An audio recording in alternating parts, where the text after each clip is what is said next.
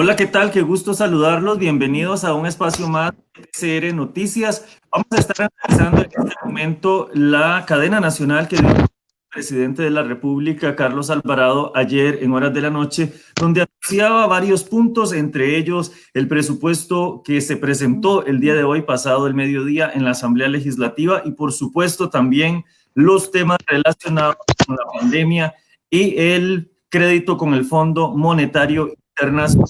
Fueron algunos de los puntos que resaltaba el señor presidente en la cadena nacional que dio a conocer el día de ayer. Un gusto saludarlos. Mi nombre es Walter Carrera. Hoy voy a tener el placer de acompañarlos con doña Laura Guido. Ella es diputada del Partido Acción Ciudadana y en pocos minutos también se estaría incorporando a esta entrevista de fondo el señor diputado del Partido Liberación Nacional, don Gustavo Viales, quien pertenece a la Comisión de Asuntos Hacendarios. Brevemente vamos a abordar algunos puntos en específico de los cuales se hicieron mención en la cadena nacional que dio el señor presidente, donde habla de un recorte histórico en el presupuesto de la República por 355 millones de colones. Sin embargo, con unos ajustes que se hicieron en el presupuesto que se presentó el día de hoy, esta reducción podría ascender a 457 mil millones de colones. También se habló dentro de esta cadena nacional que quedan excluidos los programas sociales y la preservación de la inversión. Otro de los puntos que mencionaba el señor presidente es el crédito con el Fondo Monetario Internacional y, por supuesto, un tema que también es de importancia de análisis esta noche es la caída de la economía a nivel mundial en un 4.9% y a nivel de América Latina un 9.4%, un tema que podría venir a afectar en temas de empleo, en tema de producción económica, en tema de ingresos para que el Estado pueda atender responsabilidades, así como también un crédito del que habló don Carlos Alvarado de 504 millones de dólares que está en corriente legislativa. Vamos a ir hablando de estos temas y, por supuesto, no podemos dejar de lado el tema de la reducción de jornada a un 15% para los funcionarios públicos que ganen un salario mayor o igual a 1.500.000 colones. Eso sí, haciendo la aclaración que los funcionarios del Ministerio de Salud, Caja Costarricense de Seguro Social, Cuerpo de Bomberos y cuerpos policiales quedarían excluidos de esta reducción del 15% en su jornada por tratarse de entidades que están trabajando de lleno con el tema de la pandemia, en este caso del COVID-19 en nuestro país. Iniciando esta entrevista que tenemos en este momento con la diputada doña Laura Guido, como bien lo indico, del Partido Acción Ciudadana. Doña Laura, bueno, mencionaba los puntos más relevantes que se dan a conocer en esta cadena nacional. ¿Cómo podría usted, como diputada del partido oficialismo, explicarle a la ciudadanía por cuál rumbo va el gobierno en temas económicos, tomando en consideración que algunos de sus colegas diputados hablan de que el gobierno le da muchas largas al asunto en temas económicos, pero no concreta en temas de reducción, en temas de apoyo para bono proteger, por ejemplo, para el tema de la caja? ¿Qué nos puede analizar usted como diputada del oficialismo? Adelante, gracias por acompañarnos y muy buenas noches. Muchas gracias, don Walter, y saludos a todas las personas que sintonizan este espacio. Eh, yo empezaría diciendo que el ejercicio de anoche del presidente fue un ejercicio de hablar directamente con la gente sobre una situación inédita en la historia de este país y del mundo. Son tiempos difíciles, son tiempos que mucha gente ya ha experimentado en estos meses de pandemia, la experiencia del desempleo o de haber perdido sus ingresos por una suspensión de jornada o tener que haber cerrado la empresa. ¿Verdad? Ha cambiado muchísimo nuestro país en un tiempo muy corto y esto está reflejado en la situación de la economía y en la economía y lo que alimenta al Estado. ¿Estado para qué? Estado para financiar la educación, para invertir en infraestructura, Estado para tener salud de calidad, Estado para tener ese acompañamiento en los aspectos más sensibles de la vida de la gente, que nos permite una verdadera distribución de la riqueza a través de servicios, ¿verdad? Y esa afectación pues le da un altísimo golpe, un fuerte golpe al país y nos corresponde, como lo ha manifestado el presidente, pues trabajar en 4 ejes fundamentales.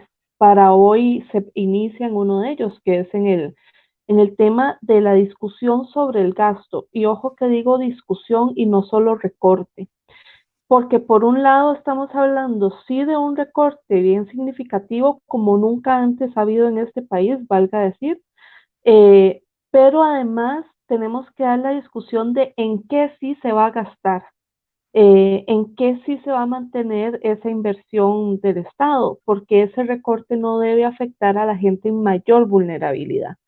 Nuestro centro debe estar en poder acompañar a la gente en mayor vulnerabilidad, la que requiere de ese acompañamiento del Estado, pero poder tener esa capacidad de recortar en la medida de lo posible y sí haciendo esfuerzos y sacrificios.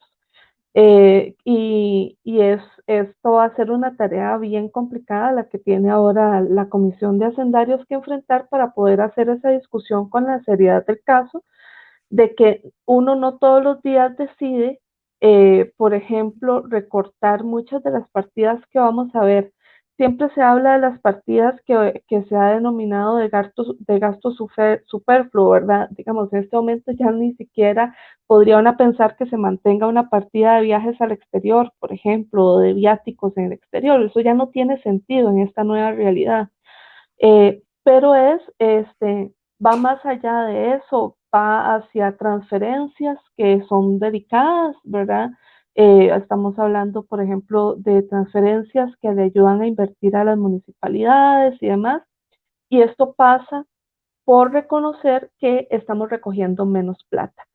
Pero bueno, hay todo un eje de trabajo en contención del gasto o en administrar el gasto de una forma que sea eh, acertada para los tiempos que vivimos. Es decir, seguir invirtiendo en aquellos servicios que son necesarios invertir para que estén robustos y fuertes, como lo que tiene que ver con toda la prevención y la primera línea de la emergencia, y poder achicarnos un poco en otros porque la billetera no va a alcanzar para lograrlo todo al mismo tiempo.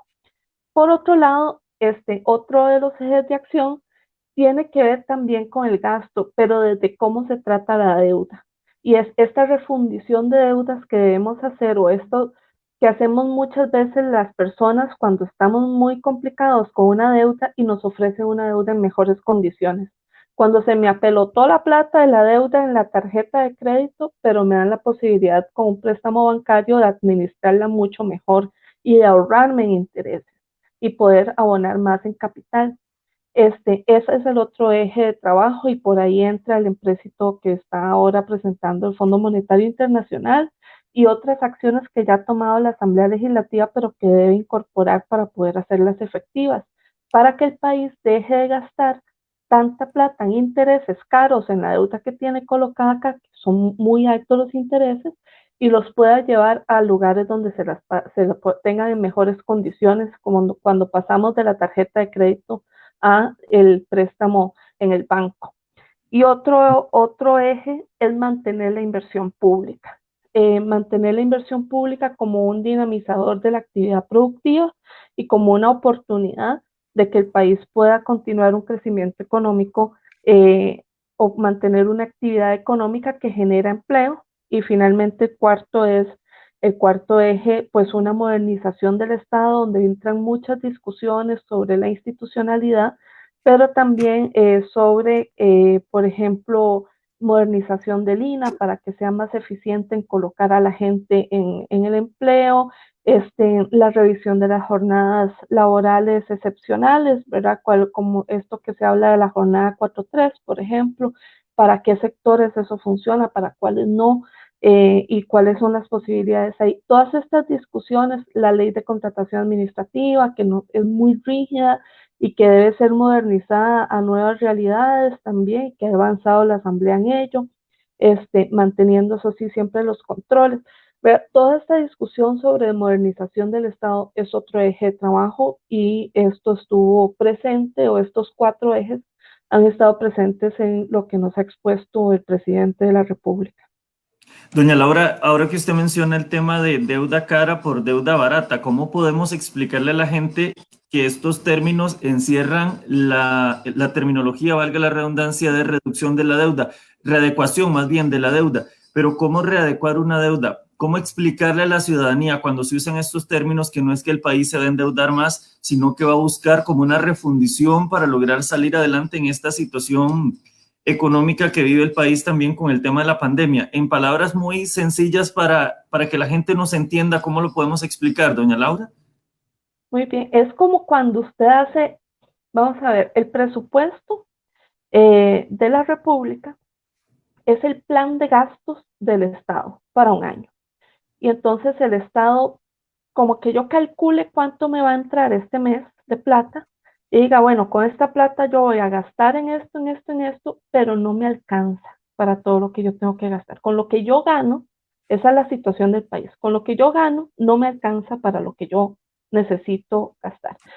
Cuando se aprobó el presupuesto, estábamos en una relación más bien que se había vuelto positiva, porque antes estábamos 52% de lo que nosotros gastábamos dependía de deuda.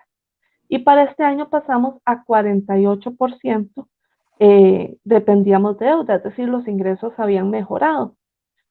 Pero la cosa es que igual al país no le alcanza para lo que gasta con lo que recibe, con lo que gana. Entonces, lo que se hace es un plan de cuánto yo voy a gastar de lo que me gano y cuánto voy a gastar de lo que necesito endeudarme y dónde voy a endeudar. Para poderme endeudar afuera, donde están las mejores condiciones, ya sea a través de eurobonos o sea a través de préstamos con bancos que me dan buenas condiciones, necesito permiso. El permiso lo da la Asamblea Legislativa. Toda la parte que está colocada en el mercado local está a intereses muy altos, muy, muy altos. Entonces, de cada 1% de tasa de interés que uno le cobran es plata que uno está pagando al banco y que no le está pagando a la deuda, ¿verdad? Sino que esa es parte de la ganancia que le está prestando. Bueno, lo mismo le pasa al Estado.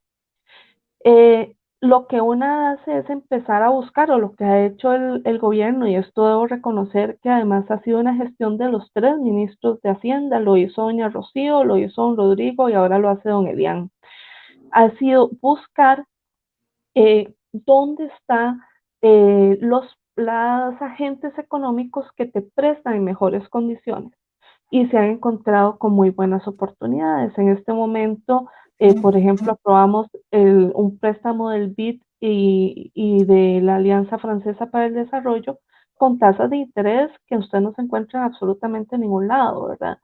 O ahora, pues la oferta que tenemos con el Fondo Monetario Internacional tiene muy buenas condiciones para el país. Entonces, eso me da la posibilidad de salir, agarrar eso que yo me estoy endeudando, ya estoy endeudada en el mercado más caro, que es el tico, y salirme de ahí y agarrar esa plata y decir, no, sabe que ya no la voy a tener en préstamo acá, la voy a poner en este otro lado donde me cobran mejor. Y eso, en un solo préstamo encontramos un ahorro para menos de un año de más de 33 mil millones de colones. Entonces, la lógica es, uno no bota la plata en intereses, uno quiere echar la mayor cantidad de plata en la deuda como tal. Y además, estos intereses le salen muy caros al país. Entonces, una estrategia de sanear las finanzas públicas es llevar la mayor plata que sea posible a préstamos o mecanismos de financiamiento que sean más favorables. Lo mismo que hace usted en su casa cuando lo asfixia un préstamo del gota a gota y tiene la posibilidad de pagarle con préstamo del banco, o cuando se ahogó con la tarjeta antes de la ley de tasas de usura, y lo mejor que puede hacer, o cuando tiene un montón de préstamos caros y llega a una entidad bancaria y le ofrece una tasa menor, ¿verdad? O un familiar o alguien de su confianza, y eso le permite a usted lidiar mejor con la deuda. Eso es lo mismo que está haciendo el país y es algo además no pasa en automático, no es, digamos, se ha dado la discusión de si eso es efectivamente contención del gasto, por ejemplo, en la Asamblea Legislativa. Bueno, esto es un trabajo de meses y más bien de 2 años, que se ha llevado con muchísima rigurosidad, un gran seguimiento y que tiene toda una estrategia enlazada para poderlo concretar. y esto efectivamente puede significarle un ahorro importante al país. Y otra Doña cosa, Laura, Walter, sí, sí, continúe. sí, otra cosa, si me permite también aprovechando para aclarar, es que el país siempre ha tenido deuda, a veces ha tenido menos deuda, ¿verdad? Pero nunca ha estado en deuda cero. Y esto usted se lo va a encontrar en países muy desarrollados, por ejemplo, un país como Japón, por ejemplo.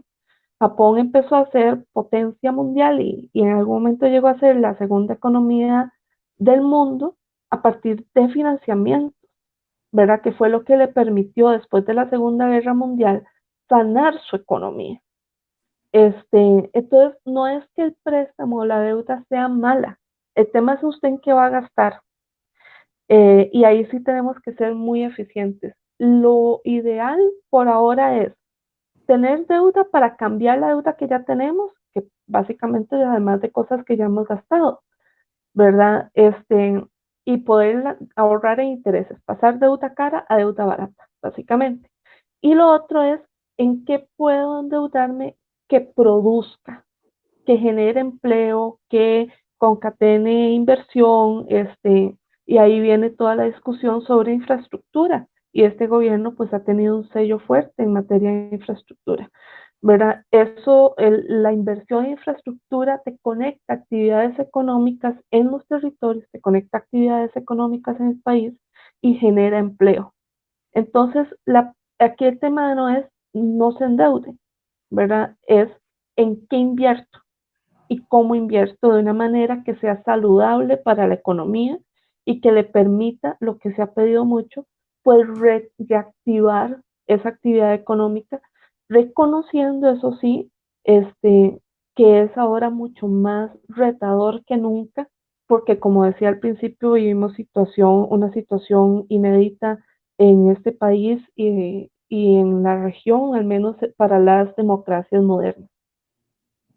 Doña Laura, esto es muy importante, todo lo que usted nos menciona de cómo poder entender o cómo poder fragmentar este tema que dio a conocer en cadena nacional el presidente de la República, pero muchos se podrán estar haciendo la pregunta más importante que quisieran escuchar de la voz de una legisladora en este momento, y es cuánto podría generarle tranquilidad a la población costarricense este mensaje, porque en algunos casos se puede malinterpretar como que podría ser una situación agravante, tomando en consideración, primero, que la caída de la economía a nivel mundial y a nivel de América Latina podría dar también al traste con una afectación de empleo, podría dar con falta de recursos para hacerle frente a a las responsabilidades que tiene el Estado, y también entra en tema en discusión el tema de los impuestos. Claramente se dijo y en el texto que se presentó hoy dice que en caso de que mayores impuestos lleguen van a ser para el sector de mayor riqueza, pero ¿cómo le podemos generar tranquilidad a la población o de qué manera le podemos decir a Costa Rica cómo va a abordar el gobierno este tema de manera que no afecte a la población más de lo que ya se está viendo afectada por el COVID-19? Y es un tema del cual obviamente en este caso usted es la voz de gobierno que tenemos en la entrevista, y me gustaría que le pueda explicar a la población para generar una tranquilidad en lugar de llamar a la atención de cómo vamos a hacer, qué va a pasar con el país, se viene una situación complicada, nos van a poner más impuestos, no tenemos para comer. ¿Cómo explicarle a la gente esto? Usted ha sido una defensora desde el inicio cuando se habló del bono proteger, que existía el dinero, que lo que faltaba era voluntad política. Entonces, ¿cómo explicarle a la ciudadanía? Ujú. Vamos a ver, yo creo que ha habido esa capacidad de poner en el centro a las personas, ¿verdad? Y especialmente a las personas en mayor vulnerabilidad. El bono proteger da cuenta de eso. El objetivo de la administración fue acompañar a las personas que estaban pasando por mayor dificultad, reconociendo además que esa pérdida de ingresos pues tiene una afectación muy sensible para la gente. Y si bien no se le podía compensar en igual forma de lo que ganaban antes, digamos, hay gente que tenía salarios de 500.000 colones y le quedaron sin un centavo el otro día o de más incluso. Este, Tenía que haber esa capacidad de poderles acompañar con un bono para vivir, pues no holgadamente, pero para subsistir en este contexto. y esa ha sido la línea. Yo creo que el ejemplo del bono proteger da cuenta de a quién se quiere acompañar, a quién se quiere proteger, de que hay un reconocimiento de quien está en mayor vulnerabilidad. Ahora bien, no todo el mundo perdió el trabajo, no todo el mundo dejó de hacer plata, no todo el mundo dejó de ver un colón menos en su cuenta por lo que ha ocurrido. Alguna gente incluso ha aumentado su riqueza y en buena hora. Pero en una situación tan adversa como la que estamos viviendo, a quienes nos está yendo bien, a quienes mantenemos nuestros ingresos intactos, debe haber alguna forma en que podamos ayudar con nosotros. Y esto pasa además por reconocer que el Estado no tiene las mismas condiciones, particularmente para quienes nos paga el Estado, no tiene las mismas condiciones para mantener los ingresos tal y como nos los mantenía antes. Entonces, ahí se vienen varias discusiones. Una es el proyecto que se presentó hoy, que es el de la reducción de la jornada de trabajo. Eh, si usted se pone a ver algunos trabajos, no digo que a todos, pero algunos, durante algún tiempo en la pandemia, hemos requerido estar menos en nuestro lugar de trabajo o ha cambiado tanto la dinámica que, por ejemplo, si yo estaba en un puesto de ventanilla de atención al público, pues ya no tengo, o durante los tiempos de cierre o de teletrabajo y demás, pues no tengo esas mismas tareas. Eh, pero en todo caso aquí al final es si va a haber alguna acción como la que ya está propuesta por parte del Ejecutivo, va a ser a quienes tengan ingresos más significativos. Y en este caso, lo que está hoy planteado es para quienes reciben millón y medio, más de 1,5 millones de colones mensualmente, como empleados o funcionarios públicos, a quienes recibimos más de 1,5 millones mensualmente. Y esto es porque no está el interés en ir hacia quienes están recibiendo un salario mínimo o quienes reciben menos que eso, ni mucho menos, sino hacia quienes estamos ocupando los ingresos más altos por parte del sector público. Doña Laura, la interrumpo en este momento para darle la bienvenida también a don Gustavo Viales, el diputado del Partido de Liberación Nacional y miembro de la Comisión de Hacendarios. Don Gustavo, muy buenas noches. Gracias por acompañarnos. En este lapso de tiempo hemos abordado varios temas relacionados con el mensaje presidencial que dio en cadena nacional don Carlos Alvarado el día de ayer, donde doña Laura hemos estado hablando con ella sobre este recorte histórico, sobre el tema de deuda cara por deuda barata por deuda cara, que son términos que se manejan, pero que al final lo que busca es una readecuación de la deuda. Y ella también nos mencionaba acerca de la necesidad de apoyar a la gente. Lo que queremos con esta entrevista, don Gustavo, es que también, más allá de hablar de impuestos, de hablar de un tema, de todo el mensaje que dio por 10 minutos el presidente de la República, generemos una conversación para llevar tranquilidad a la población, que es lo que se está buscando en este momento. Él menciona que impuestos para el sector de mayor riqueza, pero también tendríamos que valorar a qué sectores de mayor riqueza se puede referir el gobierno con este tema, y por eso quería tener ambas partes para hacer un balance al respecto. Y también me gustaría, don Gustavo, esto poniéndolo en contexto, lo que hemos hablado con doña Laura, el tema de cómo se puede abordar esta situación en el que se podría venir también un crédito con el Fondo Monetario Internacional. Le doy la participación, don Gustavo, para que también me pueda dar su criterio, si ya usted venía siguiendo antes del enlace la participación de doña Laura, y qué opinión le merece a un diputado de oposición el mensaje que da el gobierno de la República el día de ayer en cadena nacional. Adelante, muy buenas noches y gracias por su compañía. Muy buenas noches, Walter y Laura y compañeros, también todas las personas que nos siguen. Muy agradecido por la invitación. Sí, efectivamente, bueno, es un mensaje que anuncia una serie de medidas que sin duda van a marcar pues la agenda legislativa en las próximas semanas, no solamente por la presentación hoy del presupuesto extraordinario, sino también un proyecto de ley de disminución de jornada. Y a eso pues hay que agregarle las decisiones que vamos a tomar en lo inmediato con el tema del acuerdo de stand-by con el Fondo Monetario Internacional y otras medidas adicionales que van a repercutir en la vida nacional en el sector público y privado por la pandemia del COVID-19 que sigue pues sumando efectos.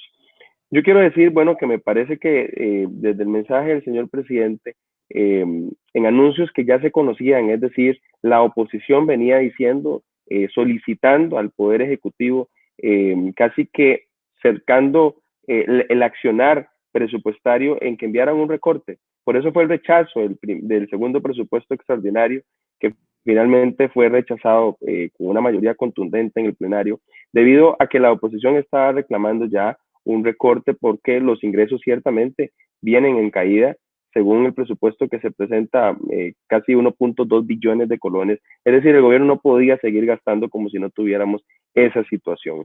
Bueno, hoy estamos en revisión de este presupuesto, un recorte efectivo de 275 mil millones de colones. Ya veremos cuánto es el esfuerzo en las instituciones para poder hacer más comentarios al respecto. Yo creo que esto pues ayuda ciertamente a que la Asamblea Legislativa tenga la apertura para discutir no solamente en el presupuesto, sino también en otras medidas que el presidente anunció.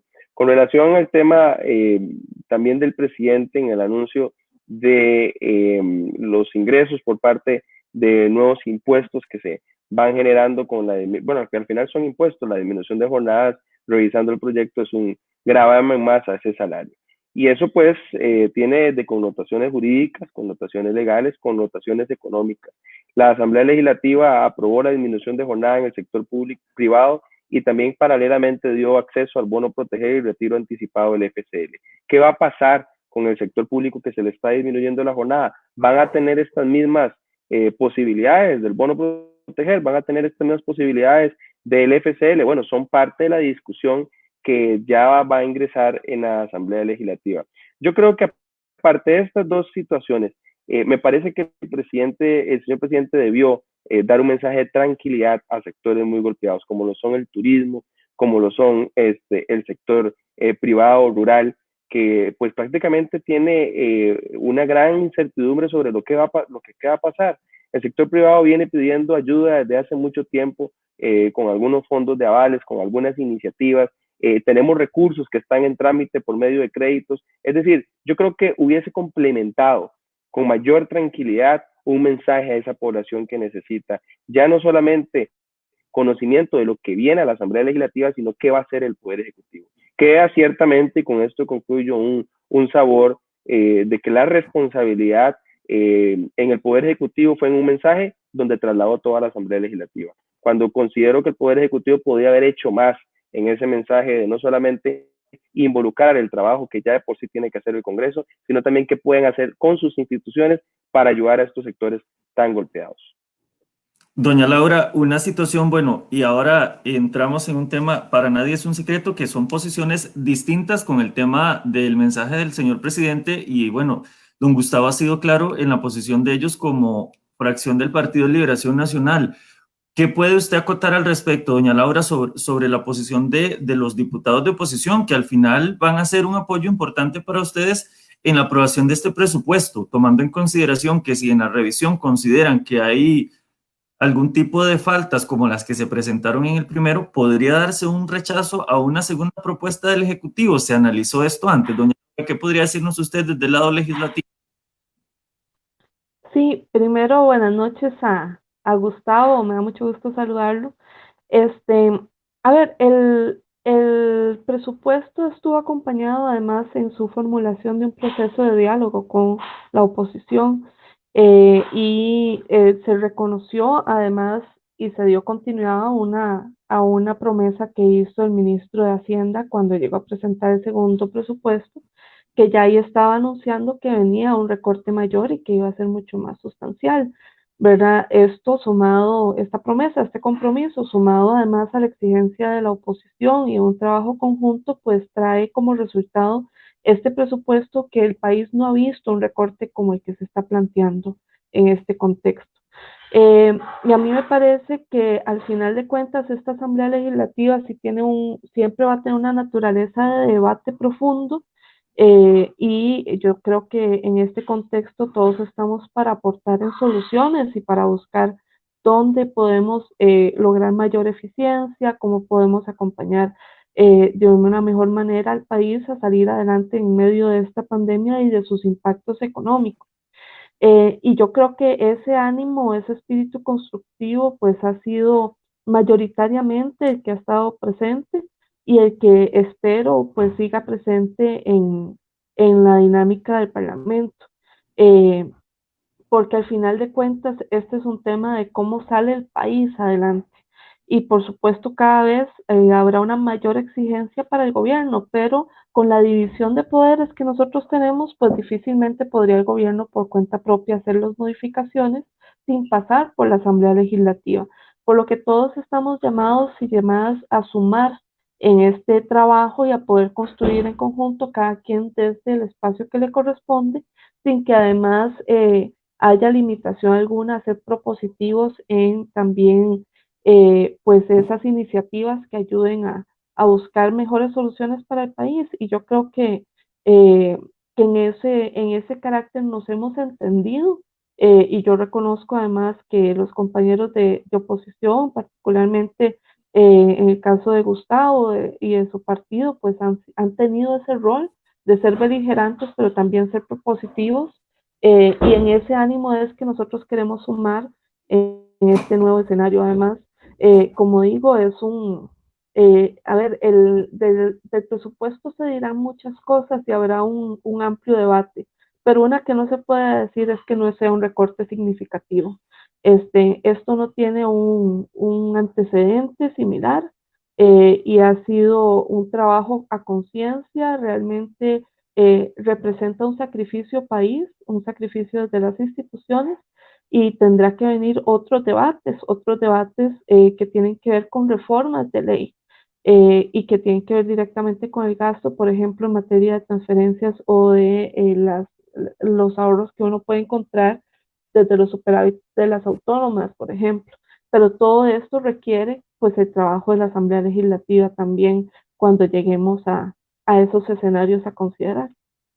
Doña Laura, sabemos que hablar del presupuesto hoy es prematuro debido a que el texto llegó hoy en la tarde, que hasta mañana martes se va a comenzar a analizar, pero no podemos dejar de lado el tema que mencionaba el presidente y quiero que ambos, tal vez para abordar todos los temas en un tiempo de 1 minuto 30 segundos, me puedan dar la respuesta con el tema del Fondo Monetario Internacional. También él habla de la caída, que era lo que mencionamos al inicio de la entrevista, la caída de la economía en un 4,9% a nivel mundial, pero un 9,4% en América Latina. Esta caída trae una afectación, como lo reitero, en el tema de empleo, en el tema de recursos para las responsabilidades en el gasto que tiene el Estado y también el tema de cómo podemos ver este tipo de situaciones, don Gustavo y doña Laura, afecta directa o indirectamente estas situaciones y estas cifras mundiales a Costa Rica en la situación que estamos. Doña Laura, iniciamos con usted dándole la palabra por ser la mujer de la entrevista. Adelante. Gracias. No, yo empezaría diciendo que inevitablemente el país tiene una dinámica económica en la cual pues repercute primero el escenario mundial, por supuesto. Se ha visto mundialmente una caída en la inversión extranjera directa, el mercado de las exportaciones ha cambiado muchísimo, ha tenido su desaceleración, hay actividades productivas que a nivel mundial pues han tenido un clarísimo y fuerte impacto. En nuestro caso, el tema de hospitalidad y demás, ¿verdad? Hay una clara afectación de la economía mundial y local a partir de las medidas que ha tomado el país para proteger las vidas de las personas y evitar un mayor contagio, ¿verdad? Con cierre de algunas actividades productivas durante los primeros meses, ahora la reapertura parcial, etcétera. Todos estos actos que tenían por fin proteger la vida de la gente, pues tiene una repercusión en lo económico. Y esto pues ya sabemos que es inevitable, que es algo que iba a suceder. Ahora bien, yo creo que hay, al final, este es un reto país importantísimo, sin precedentes, que va a requerir de esa capacidad de dialogarnos y de tener un ánimo constructivo y de trabajo en equipo por el país, por Costa Rica. Y en esta conversación con el Fondo Monetario Internacional, A mí me alegra mucho lo anunciado por el presidente, esta vocación de construir este acuerdo con todas las fuerzas políticas del país, con un diálogo amplio, participativo, donde nos podamos sentir involucrados, porque efectivamente sabemos que esto va a tener condiciones y que esas condiciones tienen que venir de un acuerdo nacional. Eh, Perfecto, doña Laura. Siempre teniendo Para ese centro de cuidar a las personas más vulnerables.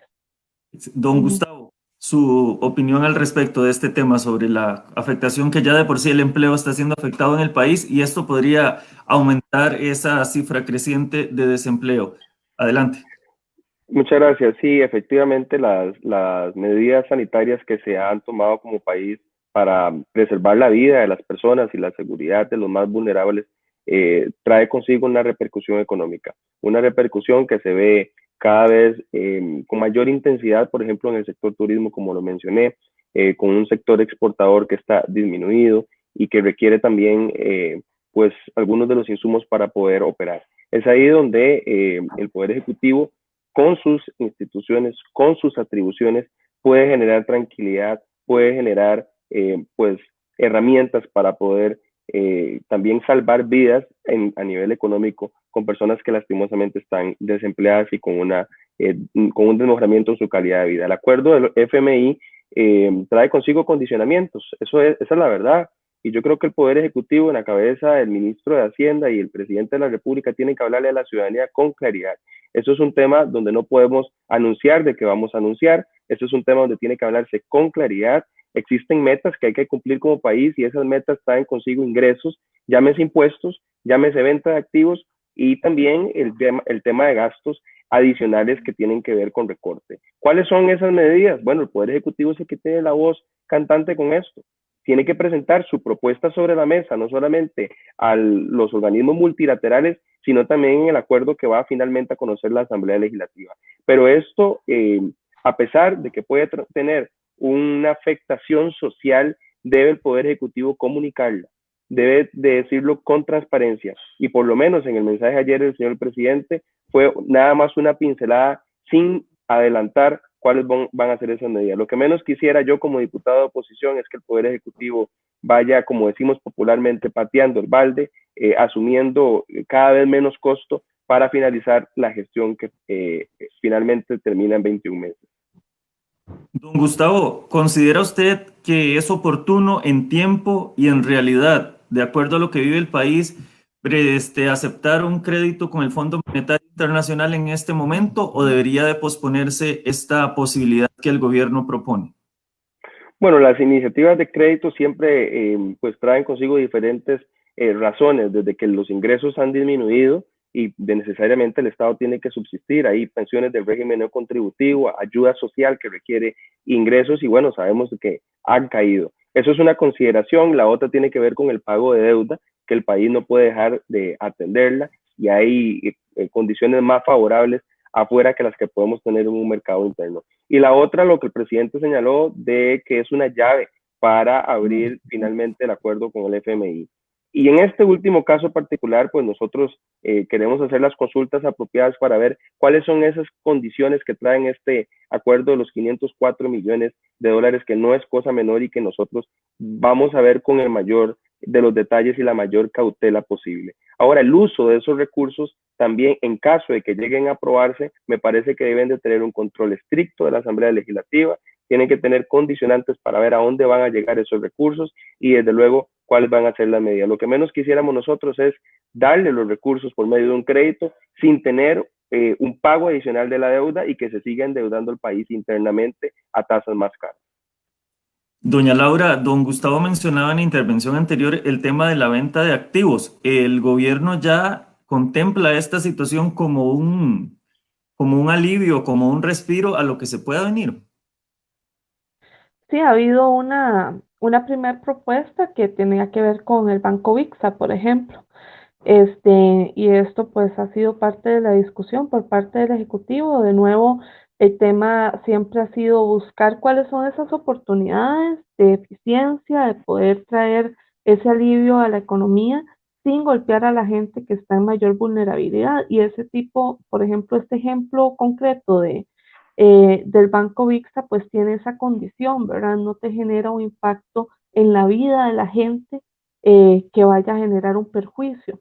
Ese es el tipo pues de medida que se está buscando y que creo que es hacia el cual podríamos estar avanzando.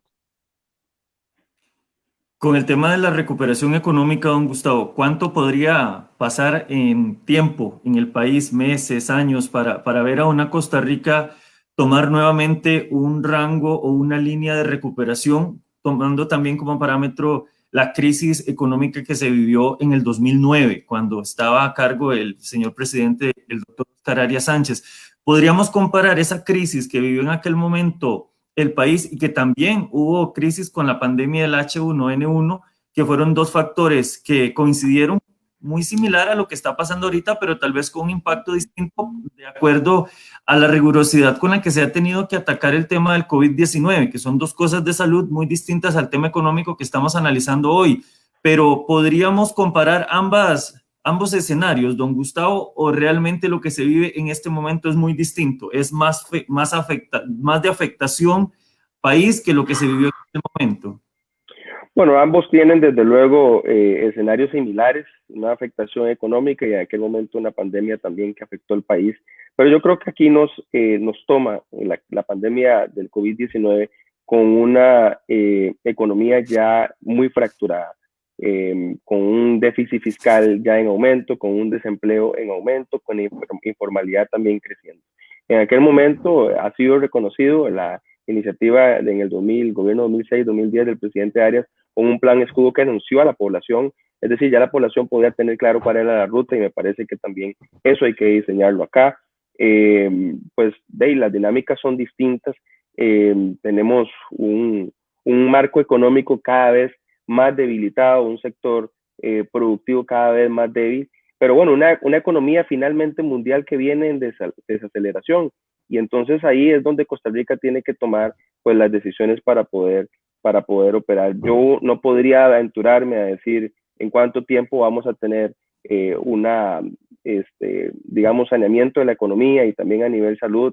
Pero bueno, sí estamos claros en la Asamblea Legislativa que tenemos que hacer lo más apropiado para poder ayudar a la persona más vulnerable, para poder ayudar al sector más vulnerable y sobre todo hacer las gestiones apropiadas que les correspondan al Poder Ejecutivo para llevar tranquilidad a los sectores productivos para que no se siga desestimulando el desempleo.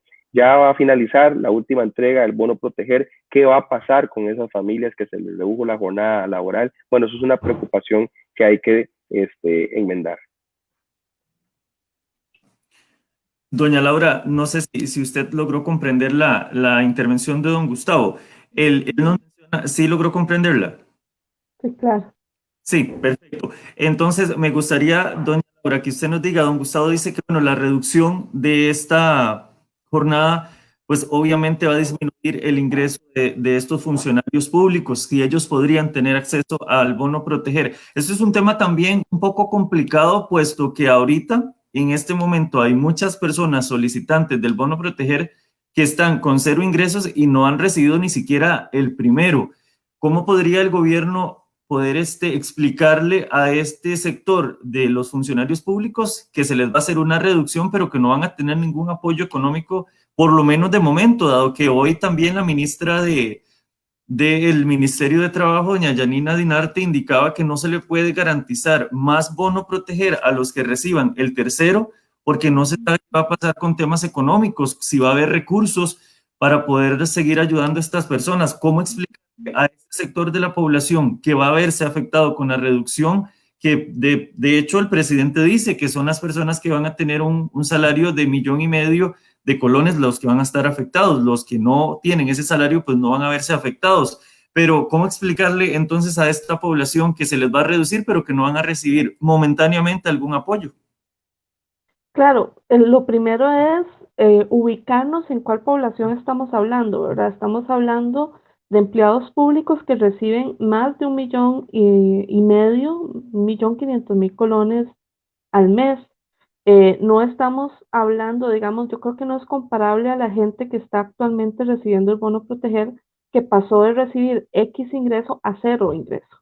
o reducciones de 75%, 25%, son escenarios bastante diferentes. No digo que sean fáciles, no digo que sea fácil para una persona, independientemente del ingreso que tenga, ver una reducción en su jornada y por lo tanto en su ingreso, pero sí manifiesto que no estamos hablando de los sectores en mayor vulnerabilidad, estamos hablando de personas que tienen garantizado que mes a mes va a tener su trabajo, ¿verdad? Que trabajan para el Estado, que tienen garantizado un ingreso que tal vez no es el que han tenido siempre, pero en este escenario van a seguir teniendo un ingreso que se considera suficiente. Y estamos hablando de ingresos que están calificados en el decil 10. ¿Qué es el decil? Usted agarra la población total y la divide en 10 según los ingresos. Y los que reciben menos están en el 1, 2, en el 3, y los que recibimos más estamos en el 10, ¿verdad? Ahí se ubica este tipo de ingreso que está por encima del 1.500.000 colones, no estamos hablando de ingresos bajos. Es hacia ahí que está propuesto este proyecto de reducción de las jornadas. Y sí, pues sería un escenario difícil para cualquier persona ver una disminución, pero lo cierto es que en este momento, con los números que tenemos de una caída de la actividad económica y de los ingresos tan drástica como la que tenemos, se desplomaron los ingresos que alimentan nuestro salario, se desplomaron los ingresos que le dan sostenibilidad a esa planilla del Estado. Y en ese escenario, pues vamos a tener que tomar decisiones. Esta es una propuesta, pero también hay apertura a escuchar otras. El asunto es que no podemos pensar que el mundo cambió, pero mi mundo no va a cambiar en nada, porque eso es irreal para un Estado como el nuestro, al que no le sobra la plata para poder cumplirlo absolutamente todo, y especialmente en un contexto tan atípico como este. Y por ahí lo dejaría. Don Gustavo, para ir ya concluyendo, porque el tiempo pues apremia y nos quedan aproximadamente unos 10 minutos de espacio. Usted inicialmente cuando tuvo la intervención hablaba de que hay que ser más transparentes con la población, hay que ser como darle esa tranquilidad al país en lugar de meterlos como en ese temor del qué va a pasar, del qué nos espera, que son preguntas que posiblemente mucha gente se está haciendo en este momento. Otros están deseando que se apruebe el presupuesto para ver si efectivamente pueden recibir alguna ayuda que les ayude, valga la redundancia, a salir de estas situaciones tan complicadas que se viven en este momento y donde se ha dicho claramente que el hambre no espera. ¿Cómo poder explicarle a la ciudadanía, ustedes como oposición, qué tanto van a ser permisivos si existe o no algún vicio en este nuevo texto del presupuesto que los pueda obligar a extender más el plazo de aprobación? Bueno, primero la Asamblea Legislativa aprobó una reforma al reglamento para que este tipo de presupuestos sean con un trámite abreviado, un trámite más expedito y que no pues se consuma el tiempo, digamos, de demora en una comisión y que pase el plenario y sea mocionado indiscriminadamente o teniendo audiencias que demoren la aprobación. Eso lo hicimos desde el inicio de la pandemia considerando de que en el presupuesto está reflejada la necesidad de muchas familias del Estado mismo y que requiere una pronta aprobación. Por eso es que también en el presupuesto que rechazamos indicamos de que teníamos el compromiso de tramitar rápido un presupuesto, porque ya teníamos una condición. Aparte de los recursos que se incorporan para la ayuda social, que es muy importante, recursos del INSS, recursos de los créditos para atender la disminución de los ingresos de la caja, también hay un tema muy importante y es el asunto del gasto público. El gasto público pues nos va a llevar a un déficit fiscal donde nos va a limitar como Estado en el futuro, en el mediano plazo, a poder invertir en obra pública, a tener un endeudamiento con tasas más caras que cada vez va a venir disminuyendo la atención social a la gente en educación y demás. Ese es el compromiso nuestro, revisar cuáles son las partidas que se están dando, cuál es efectivamente el nivel de compromiso, chocarse la faja que ha anunciado el gobierno en eso.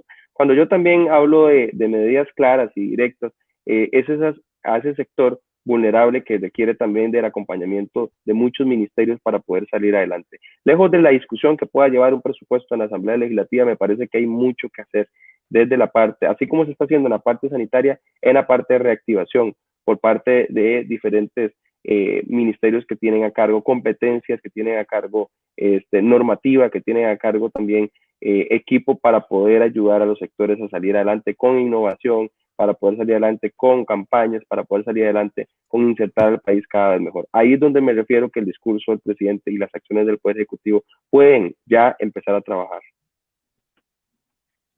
Doña Laura, hoy también, obviamente no es un tema del cual podemos profundizar, pero doña Shirley Díaz del Partido Unidad Social Cristiana y don Carlos Avendaño de Restauración Nacional, en el caso de doña Shirley, ella hablaba que como fracción habían hecho un análisis de que podría ser mayor la reducción del gasto en el presupuesto presentado por don Elian Villegas la tarde de este lunes. En el caso de don Carlos Avendaño, él que van a tener que estudiar con lupa este presupuesto para asegurarse de que efectivamente venga con la reducción que se les pidió cuando se rechazó el primero. ¿Cuánto conocimiento tiene usted preliminarmente ahorita sobre este presupuesto y qué tan confiado se siente el Ejecutivo y los diputados del oficialismo de que este presupuesto sí pueda salir adelante, ojalá esta semana? Bueno, es un presupuesto inédito. El recorte neto que está proponiendo es por los 328.000 millones de colones. Esto es mucha plata, son números grandes. Además, incluye los recursos del bono proteger que están pendientes de ser incluidos por parte de la Asamblea Legislativa por 75.000 millones de colones que vienen del INSS. También incluye 44.000 millones de colones para la Caja Costarricense de Seguro Social. Esto es un ajuste que se hace o una compensación que se le hace a la caja por haber bajado la base mínima contributiva desde el inicio de la pandemia, y a lo cual se había calculado aproximadamente 33.000 millones, pero se sumó un mes más eh, con una reducción, eso sí, menor del 50% y que también pues tiene que ser compensada. Y estos son recursos que vienen del empréstito de la CAF. También este presupuesto incluye 3.000 millones de colones del régimen no contributivo de la Caja Costarricense de Seguro Social. Ahora, por el lado del recorte, lo que le decía al principio, ya habían partidas que venían bastante disminuidas desde el primer presupuesto extraordinario.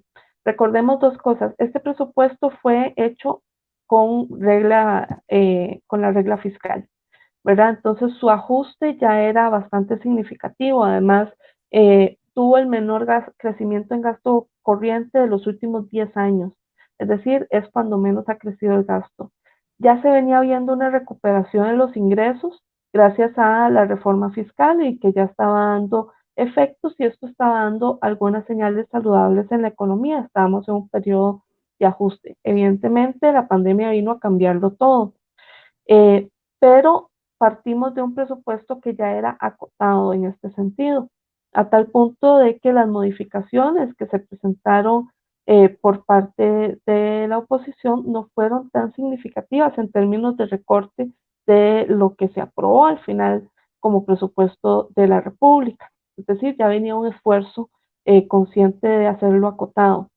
El segundo presupuesto recortó 75.000 millones de colones y tocó en gran medida partidas de viáticos, propaganda, protocolo y este tipo de gastos que ya habían perdido sentido. También incluían otros gastos.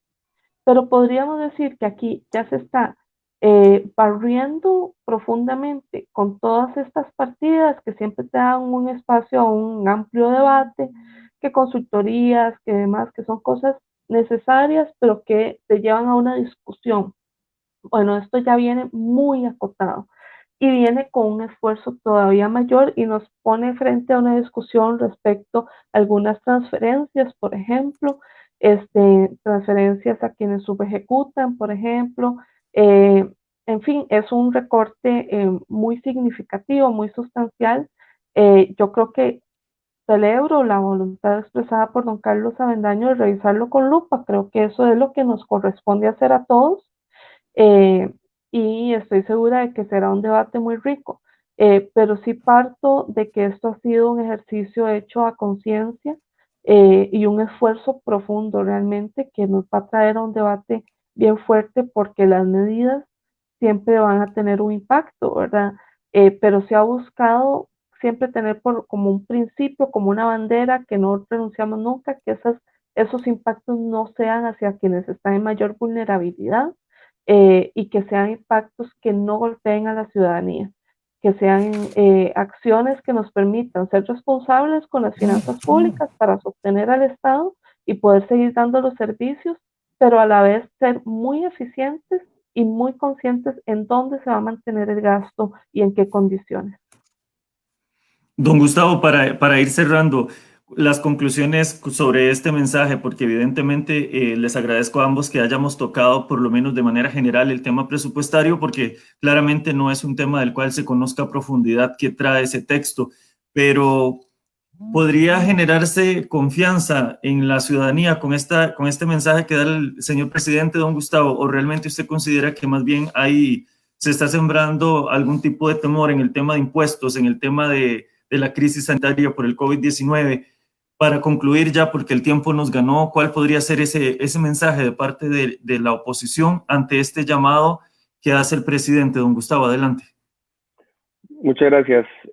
Eh, bueno, me parece que los anuncios puntuales del presidente, del recorte en el presupuesto y el anuncio de más impuestos ya era algo que el país conocía porque la Asamblea Legislativa había rechazado un presupuesto indicando que el recorte no era necesario. Lo mínimo que se podía esperar era un recorte mayor, desde luego que era un anuncio que ya se conocía.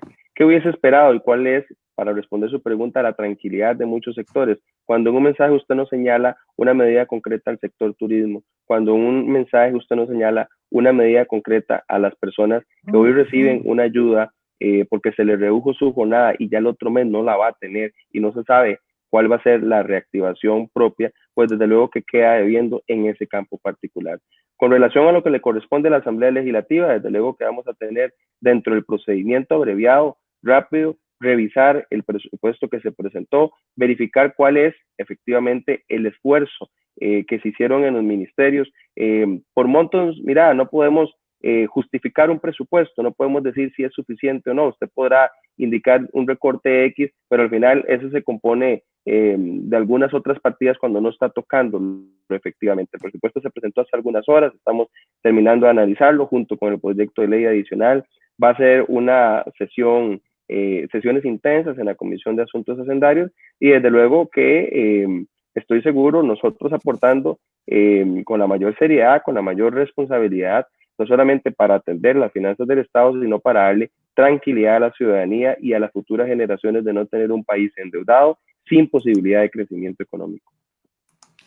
Perfecto, sabemos que el tema presupuestario es una afectación a nivel país y por supuesto que mucha gente quisiera tener más amplitud sobre este tema, pero bueno, el tiempo nos ganó. Le agradezco tanto a doña Laura como a usted, don Gustavo, por haberme acompañado, por lo menos a darle un poco de contexto a este mensaje que dio el presidente de la República y por supuesto les extiendo a los dos la invitación para que en próximos espacios nos puedan acompañar para seguir analizando el tema presupuestario y los beneficios que pueda tener este para el país y qué tanto podría golpear para este último semestre del 2020 la crisis sobre el tema económico en Costa Rica y qué enfrentarían para el 2021 sobre este tema. Doña Laura, gracias por su compañía. Fue un placer que nos hubiera acompañado y que nos explicara la posición con respecto a esa voz del oficialismo.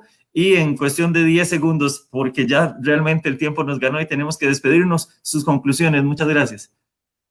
No, muchas gracias. Yo creo que es importante que la gente sepa, este presupuesto trae una reducción de 100% en partidas de viajes al exterior, viáticos, actividades de capacitación, recepciones, protocolo, publicidad, propaganda, impresión, encuadernación y otros. 75% saldos disponibles de partidas de transporte del país y sus correspondientes viáticos y 50% de recorte en las partidas de información, bienes y otros servicios. Es un esfuerzo fuerte y lo hacemos a conciencia y también respondiendo pues a lo que nos corresponde hacer desde la Asamblea y desde el Ejecutivo.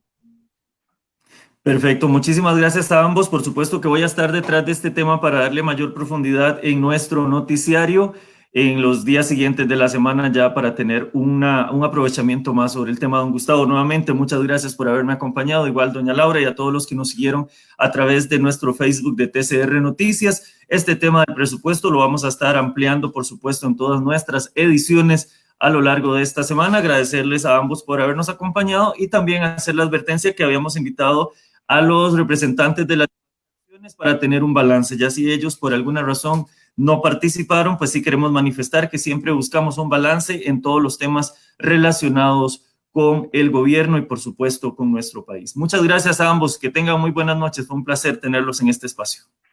Muchas gracias, muy buenas noches. Buenas noches.